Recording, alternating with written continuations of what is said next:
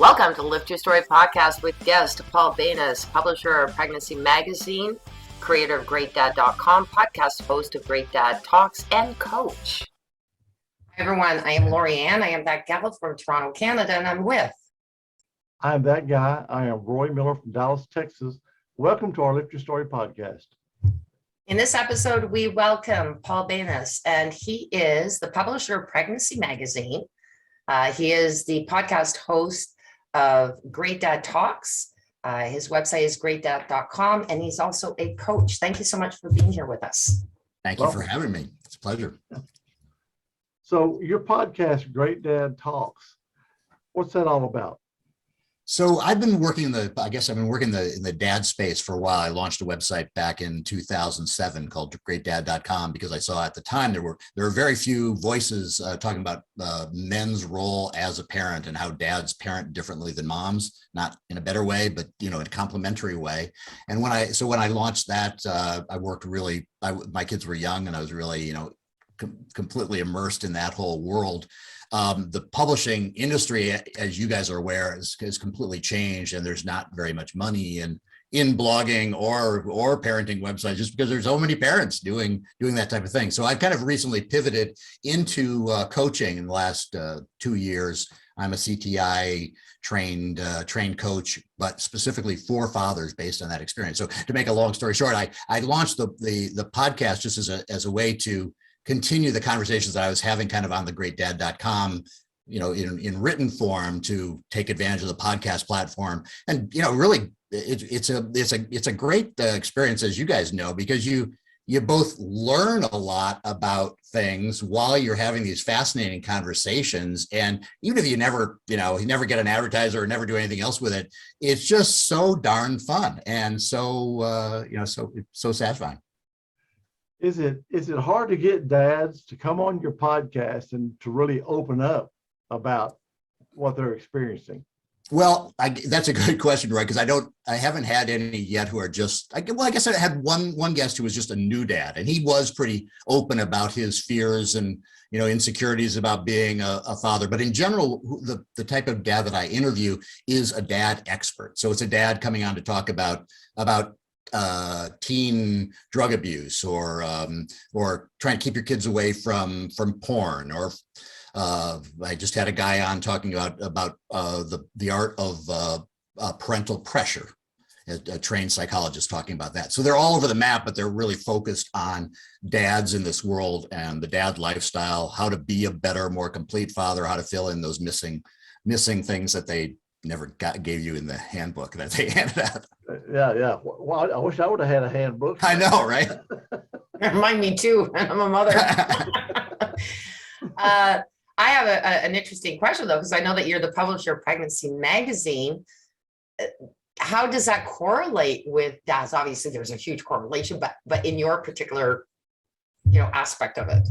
Well, sir, I think my whole mission that really I kind of discovered when I had kids of my own. I left a career. My last big job was working at Yahoo in technology, but my big mission was really just supporting this role of involved parenting. I grew up in a single mom household, and not having a dad around was really something that was, if not front and center all the time, was always kind of the background of my life. So I really place a big value on parenting that is involved, that is knowing your kids, doing things with them, that whole part of the world. So Pregnancy Magazine was kind of a natural thing when greatdad.com bought Pregnancy Magazine to support that involved parenting. And I certainly love the part about supporting women's health, which is just so important and under supported just in general. Yeah. I think we were talking about the handbook. I can remember when my wife was pregnant with my first son. We had everything. We had done everything. We were ready. All right. And so when he came and I went to see him, I was thinking, oh my God, we're responsible for him the rest of our freaking life. Yeah. And I'm thinking, we were so prepared, but now it's like, what do we do? You don't know anything. Yeah. It was I just remember the weight on my shoulders when I first saw him. and it's been great. But I mean, I just remember thinking, oh, I've got this, we're ready, everything, it was all planned out, everything's organized. And then when you see him, it's like, oh my gosh, this is real. I mean, it's just the pressure of the responsibility really hit Yeah. me. Yeah, I saw a really funny TikTok the other day. It was a woman who was explaining how when that baby comes, you don't realize it, but now you're responsible for feeding that baby for the next 20, 30, 40 years. And they're going to keep on asking for those breakfast, lunch, dinner, snack. It never ends. And that's just what parenting is. I know that feeling. It's just, you stand there in that awesome responsibility. You're holding that baby for the first time and you're like, wow, this is really real. And it's not something you like everything else in your life, you pick up golf and you decide a couple months in, you don't really like that. You just, sell your clubs or whatever. But with a baby, not so easy. I have to tell this story really funny because my ex-husband, when we were having our first one, and I was 26, and that's not too young. But to me, I felt too young because I thought, in my 30s, that's when I want them. And for my generation, that's unusual, but that's how I felt. So I'm sitting there going, I'm a kid, I'm having a kid. Yeah.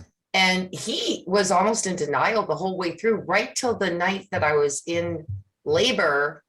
He thought I was joking. And then the baby's born. And his face, I have never seen a man, he's got very calm constitution, but he was holding the baby and his face I've never seen before. It was like, oh my gosh, it's real. I'm holding my son. Yeah. And I've never seen him that really almost tormented in a sense. It was like, oh crap. Yeah.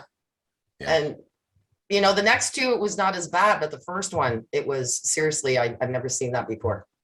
Well, it is the biggest life-changing event in your life. You probably up until then, you thought it was marriage or maybe high school graduation, but there is nothing like that compares to how it changes every aspect of your life. Now, just with that, sorry, Roy, I just wanted to ask quickly, do you ever come across like men that are like that? Like he really was in denial. He could see my stomach building up. He could see that I was getting pregnant. He could see something's happening, but he was in denial my whole 9 months of pregnancy. Is that common? I don't know if I've ever heard that story. I think I've heard variations of the kind of in denial of what that means. The guy who runs off, a couple of weeks before the baby's born, or right immediately after the baby's born, or refuses to sell the sports car. Sometimes there's a lot of that. But I think the younger generations, the men are more implicated into the pregnancy, and you're seeing that less, that kind of flight back to childhood kind of reaction, and just fear and fleeing. That's cool. Well, yeah, I think when we were growing up, it was different than it is now. I think, for lack of a better term, let's say, guys maybe are more sympathetic, more empathetic than they were when I was growing up. Mm-hmm. Yeah, they don't have a choice. right. I mean, it's just different times. Different times. Yeah, I think that certainly in the prior generation, a lot of men kind of got a pass. If they were there on Saturday helping out, that's great. But usually they were playing golf or going out with their buddies or whatever. And quite often it was really the woman's role, and that hasn't quite evolved into complete equality. I mean, we're still a long way away from that. But I think it'd be harder for a dad just to be absent most of the time and be considered a good father, whereas a lot of them, back in the day were, because they brought in a paycheck and they did that part of the job, and that was considered all they had to do. But now there's a lot more of a societal expectation, and I think an expectation from kids too, that their dads are going to play a larger role. Well, I know you're talking about that. For me, I thought my job was to make the money. Yeah. You take care of the kids, and that was kind of my mentality. But then my wife one day told me, she said, I want you to think about something. When you leave for work, the kids are in bed. When you come home, the kids are in bed. You work the weekends. If you are home, you're too tired to mess with them. She said, one of these days, if you're not careful, they're going to grow up not know who you are. Is that what you want? And that like hit me in it like a brick. Yeah. And I, Yeah, well, and I stopped a lot of that stuff. yeah, well, that's a classic coaching discussion of, legacy and looking back for your wiser elder self. Would you really wanted a life where you didn't know your children at all? And they think of you in that role, and maybe you were very successful in that role, but they don't have any emotional connection with you. Parenting really goes both ways too, is as much as you need to be there for them and they need you desperately. The satisfaction, the role you play when you're an involved parent is, I don't know. I hate to compare the relative value, but as a father or a mother, being involved with your kids is it is the greatest experience, the greatest achievement of your life, and it is what life's all about. Yeah, when they're growing up, you're thinking, oh my gosh, these kids are ever going to get grown. And then they graduate from high school and go off to college, you're going to go, oh my God, what happened? Where did it go? Yeah.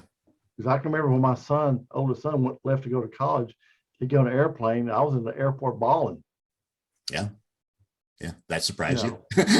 I just, it's so real. He's leaving, so yeah. Yeah. Yeah. The old platitude, you hear it a million times, with the days are long and the years are short, right? And it just goes by in a blink. It does. It really does. Yeah. Yeah. And, I heard something, I can't remember where it was, but somebody was saying, you're watching your kids grow up, but at the same time, they're watching you grow up. That's interesting. So in your interpretation of that, you're getting wiser, or they're just seeing? Well, it's just like, of course, I got married, we were young, we had kids. I was like 23, I think. Wow. So as they're growing up, my wife and we're growing too, our marriage, and, and we're getting older. So, they're seeing us grow up as well as us seeing them grow up. Yeah. Yeah. Well, to your point, Lorianne, I think it's a huge thing to put on somebody who's still basically a child, 23 or 26. And you as an adult change so much between 20 and 30 that it's hard to even know what you're going to be like on the other side. So yeah, it's a good point. And it's a funny question too. Sorry, right. This is a really cool topic. I just like as a parody. One of the things that I know is going on a lot, and it seems to be becoming more and more rampant, and I don't know in your coaching if you deal with it at all, is children alienating their parents. I'm not talking about parents alienating their kids. We've seen that. We've seen the deadbeat dads or the deadbeat moms too. Like, it goes both ways. But I find that I'm hearing a lot more about children alienating their parents, and that's very painful for a parent. Yes, and I do see that, and sometimes it is with the best, the best parent, or at least the most outwardly great parent. There are these situations where there's complete alienation. The child has decided that the parent has done a bad job, or it's a mental health issue within themselves. But it is the most painful thing to watch and to discuss with a parent who can't find any way to reconnect with that child, even though they feel they've never done anything, majorly wrong. They feel like they've tried all the steps to reconnect with that child, and the child still rejects them in their life. And yeah, I do hear those stories, and that there's very little you can sometimes do to fix that situation. All you can do is try to help that father, for me, process that's all about. But it is horribly painful. Yeah, and I would imagine that there's the coaching side of it, is to be able to have them deal with it, because you're not in control of that. You can't control your child whether or not they want to see you or not see you or want to alienate you. So that would be where, if you do coaching like that, I would highly recommend that parents who are alienated, fathers who are alienated by their children, is definitely get help for it, because it is very emotionally depleting and difficult. And it may be something that you did do, but they won't tell you what it is. And that's the worst part.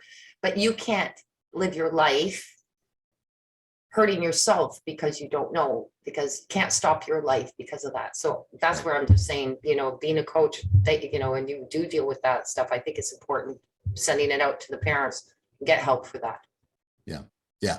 Yeah. I think coaching can only go so far. If there are mental health issues involved, you need to turn that over. Hopefully most coaches don't pretend to know the mental health issues. We're trying to help people who are at a good point get to optimize their life rather than trying to help the people who are really having major issues like that. Yeah, but I think sometimes it's easy for the kids. They're not happier, or maybe they didn't make some good decisions. It's easier for them to blame their parents. Yeah. Yeah. Than to actually say, you know what, I was kind of screwed up. I made some bad decisions. I got myself here. It wasn't the way I was raised. It wasn't the way my parents raised me. But then it's easier to blame the parents than just look at yourself and say, boy, I really screwed up. Yeah, it's a good point where there are all kinds of parenting, and there are all kinds of kids, and they don't always match up to great parents, great kids, and it's not always a linear connection, and it's not always a linear progression. So you're always, I think, as a parent, trying to modulate whatever age they're at. They're at 3 or 7 or 12 or whatever, where they are, and being their biggest champion, but you don't know necessarily, even if you do everything right, that they are going to be complete and whole. And that is the one strange mystery in this whole parenting. And I think, in life in general, you see people who've had everything and they still things don't go right. And then we just lionize the people who had really horrible childhoods. The ones who, were able to overcome really great childhoods, we quite often say, well, was it that horrible childhood that led to their success? I tend not to agree on that theory. I think better to have a great childhood.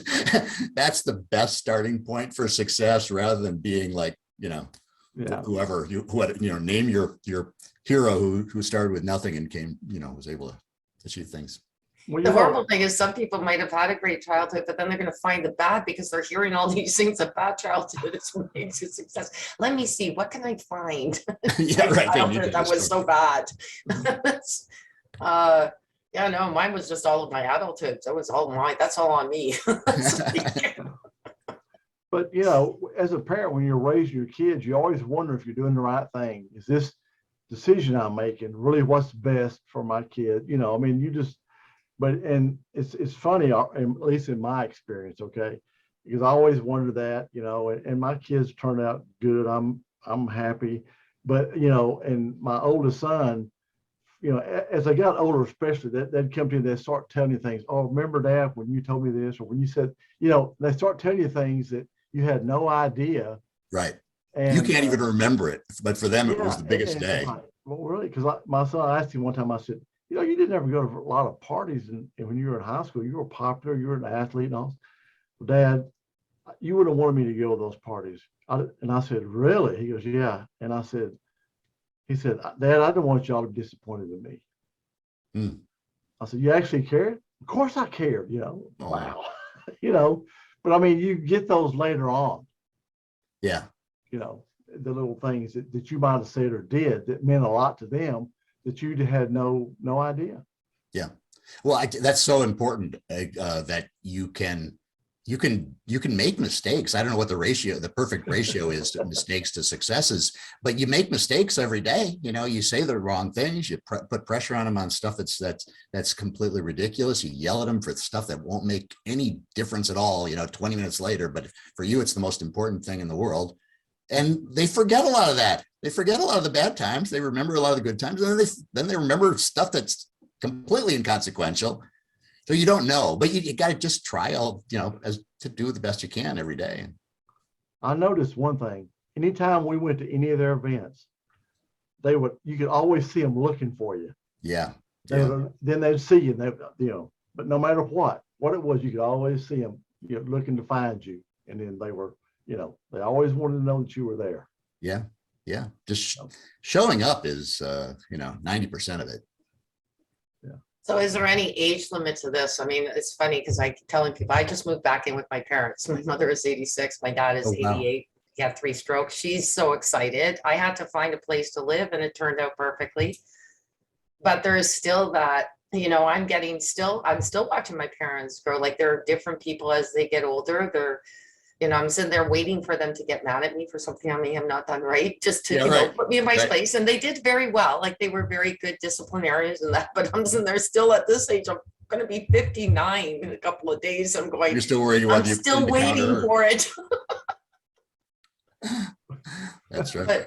But as Roy said, I'm watching them grow still. They're still watching me grow. And we're now in, well, like I'm going to be 59. Like we're still at this age and it's still the same.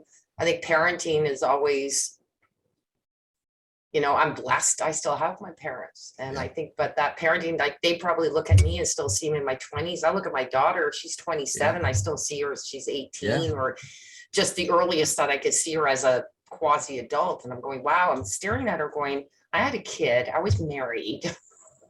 Yeah. And I'm trying to imagine her at that age, that how I felt at that age. And I can't because she's still my baby. Yeah. Yeah. It's Yeah. funny you say that because like when I was young, we were having our kids in our 20s, teens, late teens and 20s. Now that I go out to soccer fields and I see these parents out there, they're in their 40s with like 6-year-olds playing soccer. I'm Yeah. going, I oh started my at God. 38. So My kids were graduating from high school. Yeah. And Wow. but it's so strange to see that age difference out there now that compared to whenever my kids were young.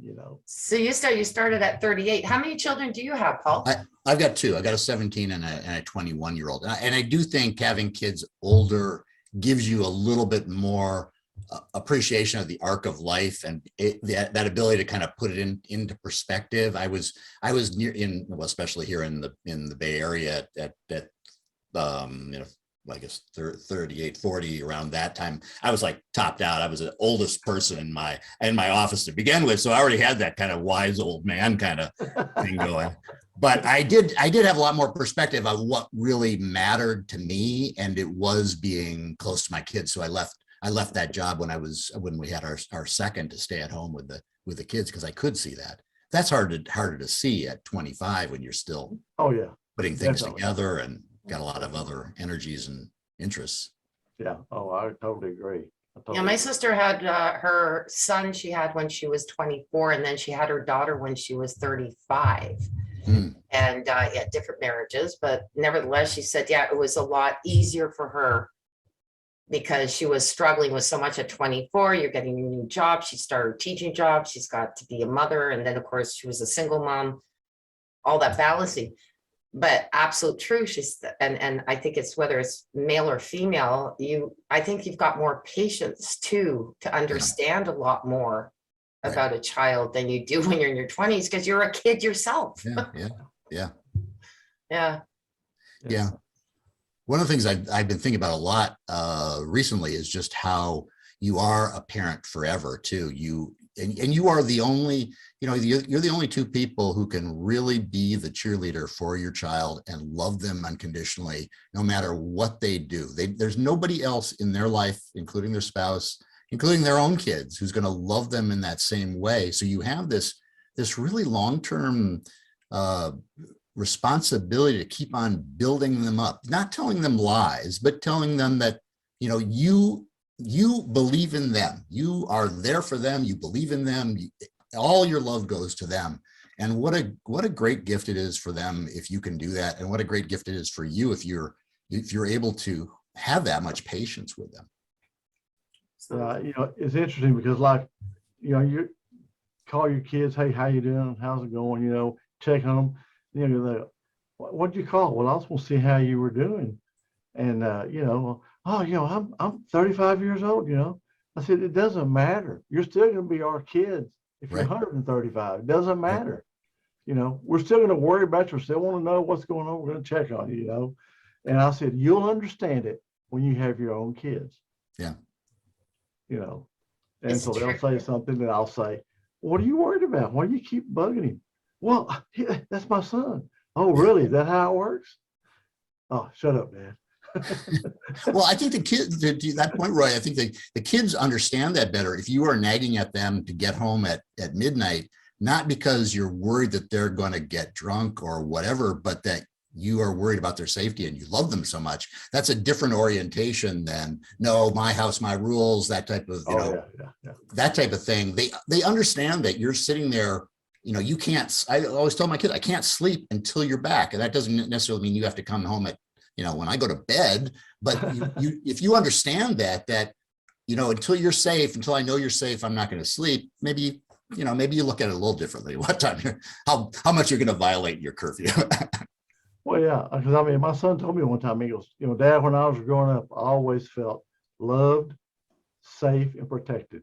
Wow, that's a lot, right? That's a lot. That is, not a lot of kids feel that way. Yeah, that often. Appreciate that, And I will say I'm kind of a little bit sad because I believe that possibly my oldest son, but I know my daughter doesn't want kids. I don't think my youngest son wants kids. And I didn't want children. I ended up with 3. But one thing that I found out was when I held my very first one, that was the first time I understood my mother and father's unconditional love for me. I would not have known the extent and the depth of it if I didn't have children. And so I keep telling my daughter, I'm so sorry, you're never going to know exactly how I feel about you. But it's her choice. And I'm not, it's fine, sweet. But they'll never have that what we had, knowing exactly what our parents felt for us. Yeah, exactly. So very cool. So Paul, how can our listeners reach out to you? Well, at greatdad.com, you can see we've got a lot of articles. We've got 20, 30 different contributing authors, almost all men. On Great Dad Talks, you can look that up, or you can look at greatdad.com/podcast. You can find my coaching services as greatdad.com/coaching. And then there's always Pregnancy Magazine if you happen to be right now. Okay, sounds good. Yeah. I'll tell you what, it's already been a fast 30 minutes. I can tell you that. Sure has. Yeah. Well, it's very emotional. I mean, you can tell the 3 of us are just like, we're thinking back of all those special times. It's hard not to talk about kids and parenting without a little tear in your eye, because no matter whether you're beginning it or you're nearing the end of letting them go, it's emotional. Oh yeah. Oh, definitely. Definitely. Thank you so much. Really appreciate your time, Paul. Yeah, thank you for having me. It's been fun. Hey, we'd like to have you back sometime in the future as well. Okay. Absolutely. That'd be great. Yeah. All right. Thanks a lot, Paul. We appreciate it. Bye.